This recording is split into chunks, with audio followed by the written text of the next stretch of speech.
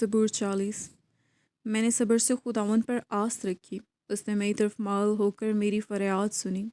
اس نے مجھے ہولناک گھڑے اور دلدل کی کیچڑ میں سے نکالا، اور اس نے میرے پاؤں چٹان پر رکھے اور میری روش قائم کی۔ اس نے ہمارے خدا کی ستائش کا نیا گیت میرے منہ میں ڈالا۔ تیرے دیکھیں گے اور ڈریں گے اور خداوند پر توکل کریں گے۔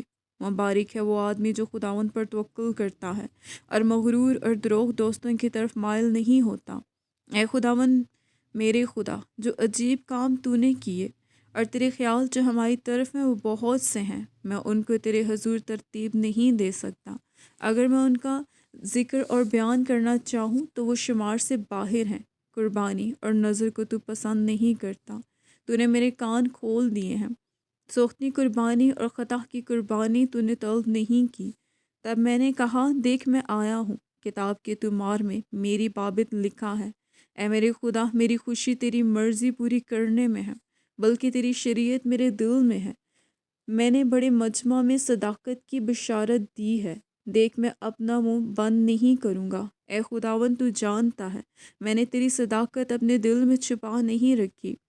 میں نے تیری وفاداری اور نجات کا اظہار کیا ہے۔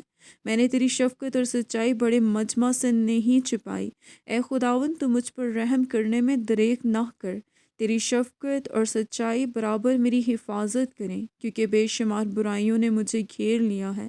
میری بدی نے مجھے آ پکڑا ہے، ایسا کہ میں آنکھ نہیں اٹھا سکتا۔ وہ میرے سر کے بالوں سے بھی زیادہ ہیں، سو میرا جی چھوٹ گیا۔